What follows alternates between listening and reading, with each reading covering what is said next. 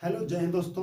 कैसे हैं आप सभी लोग? आशा करते हैं बहुत ही अच्छे होंगे, खुश होंगे, मस्त होंगे, मगन होंगे। मैं आपका अमित सर। इस वीडियो के माध्यम से जो है मैं आपको समझाने वाला हूँ सामाजिक विज्ञान के जो लघु उत्तरीय प्रश्न 4 नंबर में प्रश्न पूछे जाते हैं आपके एग्जाम में, वो महत्वपूर्ण प्रश्न आपके सिलेबस से निकाल करके लेके आए हैं और अब हम चर्चा करेंगे उस पूरे सभी प्रश्नों पर। ओके, तो देरी नहीं करेंगे, बढ़ते हैं अपने कंटेंट की तरफ, देखते हैं कौन से वो प्रश्न है। तो पहला प्रश्न है कि विकास में ऋण की भूमिका। प्रश्न बनेगा कि विकास में ऋण की भूमिका का क्या महत्व है या क्या अर्थ है या आप क्या समझते हैं। ठीक है, तो सबसे पहले हम इसको देखते हैं कि विकास जो है, विकास के लिए ऋण की क्या भूमिका होती है। यदि मुझे जीवन में आगे बढ़ना है तो उसमें ऋण की मेरी क्या महत्वता रहती है और किस प्रकार जो है ऋण लिया जाता है। सबसे पहले मेरे पास है कि हमारे जीवन की बहुत सी गतिविधियों में ऐसे बहुत से सौदे होते हैं जहां पर किसी न किसी रूप से ऋण की जरूरत होती है। मतलब हम कह सकते हैं कि जीवन में ऋण लेना कोई एक चीज के लिए प्रॉपरली नहीं है। जीवन में ऐसे बहुत सारे सौदे हैं, किसी सामान को खरीदना, किसी बिजनेस को शुरू करना, किसी फैक्ट्री को लगाना, किसी मान के चलो काम को करना है, उसके लिए आवश्यकता पड़ गई, बनाना है, कोई अन्य चीज पढ़ाई के लिए लेना, किसी दुकान शॉप खोलने के लिए लेना। तो ऋण जो है किसी न भी किसी प्रकार से आप ले सकते हैं। तो इसी को मैंने बताया है कि हमारे जीवन की बहुत सी ऐसी गतिविधियां हैं जिसमें हम हमारे सौदे होते रहते हैं। तो अनेक प्रकार के जो हम सौदे करते हैं उसमें किसी न किसी रूप से जो है मुझे ऋण की आवश्यकता होती है। और कहते हैं ऋण से हमारा तात्पर्य एक सहमति से है। मतलब ऋण से हम क्या समझते हैं? ऋण हमारी एक सहमति से है जहां ऋणदाता कर्जदार को धन, वस्तुएं या सेवाएं मुहैया कराता है। मतलब ये कह सकते हैं ऋण केवल इसका मतलब ये नहीं कि आपसे हमने पैसे ले लिए तो एक वो ऋण हो गया। ऋण का मतलब ये हो गया कि पैसे तो दे सकते हैं, पैसे के साथ साथ कोई वस्तु भी दे सकते हैं आपको। जैसे कर्जे पर कहीं से साइकिल खरीद लेना, मोटरसाइकिल खरीद लेना। आप पहुंचे जो है शॉप पे, वहां से आपने जो है गए, बढ़िया से ट्रैक्टर या कार खरीद ली, तो आपने ऋण पे लिया ना, कर्जे पर। तो ऋण किसी वस्तु, आपको उसने वस्तु दे दी, एक वाहन साधन दे दिया, तो वो भी किस पर दे दिया? कर्जे पर, है ना। या आपने किसी फैक्ट्री को लगाया तो वहां पर जमीन जो है कर्जे से ले लिया। ठीक है, तो मतलब हम ये कह सकते हैं कि आपको पैसा देना ही कर्ज नहीं होता है, ऋण नहीं होता है। ऋण का आशय यह है कि ऋण से पैसा भी दिया जा सकता है। ऋण का मतलब आपको कोई वस्तु भी उधार के लिए दी जा सकती है।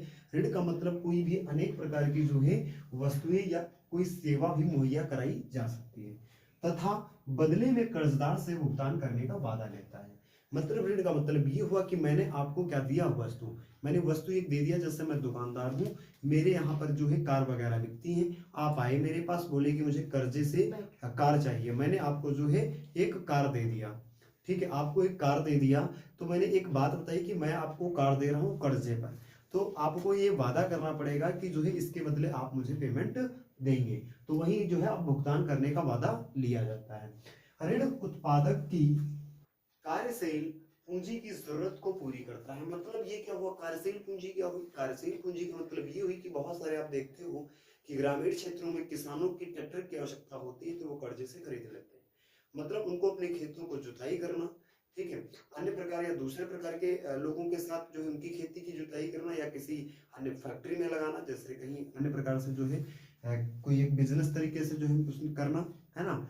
तो अनेक प्रकार से जो है अपने कार्य के लिए हम ट्रैक्टर को लगा सकते हैं। तो जिस प्रकार मुझे आवश्यकता पड़ी उसको हमने ट्रैक्टर कर्जे पे ले लिया और जो है हम अपने कार्यशील के लिए लगा सकते हैं। मतलब वो कह सकते हैं कि पूंजी की जरूरत को पूरा कर देगी। यदि मुझे अपने खेत की जुताई करना है और मुझे दूसरे का ट्रैक्टर लेना पड़ता है तो कर्जे से हम अपना ट्रैक्टर ले सकते हैं। तो मेरी अपनी जो कार्यशील पूंजी है उसको पूरा करने के लिए मुझे मिल जाएगा, है ना। उसे उत्पादन के कार्यशील खर्चों और उत्पादन का समय पर समाप्त करने में मदद करता है। मतलब ये कहता है कि जैसे जिस प्रकार जैसे हमको अगर पैसों की आवश्यकता है तो उसको भी क्या करेगा? उसका उत्पादन पैसे मुझे देगा। जैसे भाई ट्रैक्टर अगर हम चलाएंगे किसी के खेत में तो उससे पैसा मिलेगा, अपने में चलाएंगे तो बचत होगी। तो इसी प्रकार से जो कार्यशील खर्चों और उत्पादन के समय समय पर समाप्त करने में मदद करेगा। जैसे हमको किसी को पैसा देना है तो पैसा भैया मिल जाएगा, दूसरे को दे देंगे, है ना। तो ये चीज हो जाती है और इसके जरिए वह अपनी कमाई में बढ़ोतरी कर पाता है। अब भाई कमाई में तो बढ़ोतरी कर ही लेगा। अपना ट्रैक्टर ले लिया, आपने खेती की जुताई किया, अपने सारे फसलों की जो है अपना तैयार कर लिया, और दूसरे की जरूरत पड़ी तो उसकी भी जुताई कर लिया, तो उससे भी तो पैसे मिलेंगे, तो उसकी जो कमाई है वो बढ़ेगी। इस स्थिति में ऋण एक महत्वपूर्ण व सकारात्मक भूमिका अदा करता है। ठीक है, तो आप सभी लोग समझ गए कि ऋण किस लिए आवश्यकता होता है। बस आपको ये बात याद रखनी है कि ऋण जब लिया जाता है तो आपको ये बात ध्यान रखना चाहिए कि ऋण मुझे किस तरह से उपयोग करना है और कहाँ पर उपयोग करना है, क्योंकि ऋण लेते समय मुझे बहुत सारी सावधानी बरतनी चाहिए।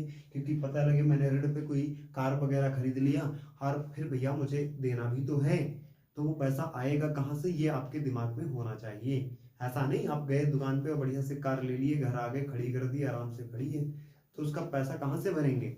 तो आपके दिमाग में ये बात होनी चाहिए कि जो मैं साधन ले आ रहा हूँ, जो उसका पैसा देना है, वो किस रूप से देंगे, किस प्रकार देंगे, कहाँ से पैसा लाएंगे, तो उसको उस जगह पे लगाना। ठीक है, तो जो है ऋण एक महत्वपूर्ण भूमिका निभाती है। ठीक है, तो ये प्रश्न हो गया। अगले प्रश्न की तरफ बढ़ते हैं कि लोकतंत्र के किन्हीं 3 विशेषताओं का वर्णन कीजिए। मतलब जो हमारे भारत में लोकतंत्र है उसके क्या मतलब क्या है, लोकतंत्र किस चीज के बारे में हमें बताता है या किन चीजों की मुझे मदद करता है, तो इसके बारे में मुझे केवल 3 विशेषताएं बतानी है। तो हम देखते हैं सबसे पहले क्या है लोकतंत्र की प्रमुख विशेषताएं। मतलब विशेषताएं तो अनेक हैं, लेकिन मुझसे अगर पूछा गया है कितनी 3, लेकिन मैं आपको जो है 4 विशेषताएं यहाँ पे बता रहा हूँ। ठीक है, देखिएगा। सबसे पहली है कि लोकतंत्र नागरिकों के अधिकारों व स्वतंत्रताओं को बनाए रखता है। मतलब लोकतंत्र अगर ना होता तो आज मुझसे कोई भी कह देता कि ऐसा है कि आप यहाँ नहीं रहते हो, तो मैं क्या जवाब देता कि मैं रहता हूँ। तो ये एक हमें नागरिकता प्राप्त है ना भारत की, जैसे भारत में रहते हैं तो भारत की नागरिकता प्राप्त है, मतलब हम स्वतंत्र हैं। अगर भारत में रह रहे हैं, मुझे जीने का अधिकार है, मैं जी सकता हूँ, कहीं भी जा सकता हूँ, कहीं भी आ सकता हूँ, ये मेरा अपना अधिकार है। ये कौन दिलाता है, ये लोकतंत्र दिलाता है कि आपको जाने का अधिकार है, आप कहीं भी जाइए, है ना। तो बनाए रखता है और उनको उचित सम्मान भी प्रदान कराता है। तभी तो सम्मान प्रदान करता है लोकतंत्र, जैसे मुझे कहीं जाना है, अगर कोई कहेगा नहीं जा सकते हो, ये सरकारी जगह है तो मैं जा सकता हूँ, मुझे जाने का पूरा अधिकार है ना। दूसरा पॉइंट क्या है, लोकतंत्र सहमति का शासन है।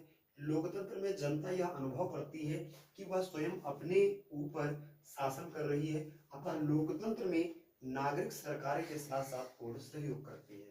मतलब जो लोकतंत्र है इसकी सहायता से जो नागरिक होता है वो अपने आप को जो है पूर्ण रूप से स्वतंत्र समझता है, क्योंकि उसको पता होता है कि लोकतंत्र में ये बातें रखी गई हैं कि मुझे अपने लिए बहुत सारी चीजें हैं, जो है जीने का अधिकार है, रहने का अधिकार है, कहीं जाने का अधिकार है, किसी से बोलने का अधिकार है, किसी से प्रश्न पूछने का अधिकार है ना, अपने हक की लड़ाई लड़ने का अधिकार है ना। तो ये सारे जो है अपने ऊपर उसके अधिकार प्राप्त है, इसी के तहत वो सरकार के साथ में जुड़ा भी है। ठीक है, अगर आर्टिकल पढ़ने हैं ठीक है तो आप कहीं से पढ़िए, नहीं तो मैं खुद ही पढ़ाऊंगा कुछ समय के बाद। अभी आपका एग्जाम है, क्योंकि आपके सिलेबस में है नहीं, सिलेबस खत्म होते ही मैं आपके जो है सारे आर्टिकल पढ़ाएंगे। मेरी बात मानिए तो आपको आर्टिकल पढ़ना चाहिए, क्योंकि अपने जीवन को अगर सुरक्षित रखना है और अच्छा बनाना है तो आर्टिकल लोकतंत्र के जो अनुच्छेद होते हैं उनको पढ़ना बेहद जरूरी होता है। ठीक है, आगे देखते हैं 3 नंबर पे, लोकतंत्र में कानून जन इच्छाओं तथा आकांक्षाओं का प्रतिरूप होते हैं। कानून जनता की इच्छाओं के अनुरूप बनाए जाते हैं। यदि सरकार जन विरोधी का निर्माण करती है तो जनता को ऐसे कानून का विरोध करने का अधिकार प्राप्त होता है। मतलब लोकतंत्र कहता है कि जो लोकतंत्र कहता है कि अगर कोई कानून बनता है तो वो जनता की इच्छाओं के अनुसार बनता है, यदि उनके कल्याण के लिए है कोई तो वो कानून बनाया जाएगा। लेकिन यदि सरकार कोई ऐसा कानून ला रही है जिससे जन कल्याण नहीं हो रहा है, ठीक, जन कल्याण मतलब जन का हानि हो रही है, तो जनता को इतने अधिकार प्राप्त होते हैं कि वो उस कानून का विरोध कर सकता है। ठीक है, वो उस कानून का विरोध कर सकता है। आगे देखते हैं, लोकतंत्र नैतिकता तथा आदर्श पर बल देता है, अतः लोकतांत्रिक शासन व्यवस्था समस्याओं का समाधान शांतिपूर्ण तरीके से करता है। मतलब लोकतंत्र कहता है यदि आप मेरे लोकतंत्र के बताए हुए जो है बताए हुए जो उसमें अधिकार हैं अगर आप उस पर चलते हैं तो लड़ाई अगर झगड़ा कहीं होता है तो उसको एक शांतिपूर्ण रूप से जो है उसको शांत किया जा सकता है। ठीक है, कोई खास लड़ाई झगड़े की आवश्यकता नहीं है। यदि कहीं कुछ होता है तो आप अपने अधिकार को जानिए, अपने अधिकारों को पढ़िए, अनुच्छेद को पढ़िए, आर्टिकल को पढ़िए कि कहाँ किस आर्टिकल में क्या लिखा गया है, आपको किस आर्टिकल की बारे में जानकारी है। ठीक है, कितने आपने आर्टिकल पढ़े हैं वो फटाफट कमेंट करके मुझे बताइएगा कि यदि नहीं भी पढ़े हैं तो उसको हम पढ़ाएंगे। ठीक है, आशा करते हैं आप सभी को ये सारी चीजें समझ में आ गई होंगी कि विकास में ऋण की भूमिका और लोकतंत्र हमारे जीवन में ये दोनों ऐसी चीजें हैं जो बेहद महत्वपूर्ण है। विकास एक ऐसी चीज, सॉरी, ऋण एक ऐसी चीज है जो विकास हमारे लाइफ में बढ़ने के लिए बहुत अच्छी भूमिका निभाता है और इसी प्रकार लोकतंत्र कि यदि मुझे जीवन में अच्छा बनना है, अच्छी चीजें जानना है, अच्छे लोगों के साथ रहना है, लोगों से प्रश्न पूछना है, तो मुझे लोकतंत्र को पढ़ना चाहिए। ठीक है, तो ये सारी चीजें समझ में आ गई और मुझे उम्मीद है कि बहुत बेहतर प्रश्न है।